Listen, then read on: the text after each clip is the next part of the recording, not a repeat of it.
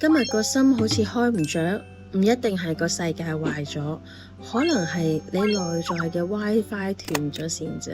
有冇發現情緒亂嗰陣，好似成個人都冇晒息怒咁，想開會都好想鬧人，食嘢又會覺得啲嘢淡茂茂。其實情緒唔係壞咗，只係 WiFi 暫時斷咗線。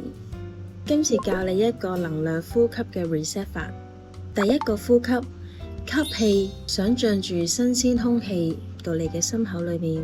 第二個呼吸，吐氣，就好似清晒所有業力咁，放低晒今日所有嘅亂碼。三個呼吸，跟住我講，我而家連翻線啦，搞掂噶啦，你 reset 咗自己噶啦，唔使下下都打坐半個鐘，其實有陣時只需要3個深呼吸就夠啦。記住啦，有陣時有情緒唔係錯，信號差咪 reset 翻佢咯。如果你覺得你個 WiFi 都仲係弱弱地嘅話，喺下面留言 reset， 我送翻一份能量嘅 WiFi 速查表俾你，一齊 check 下你而家嘅信號去到邊度啊！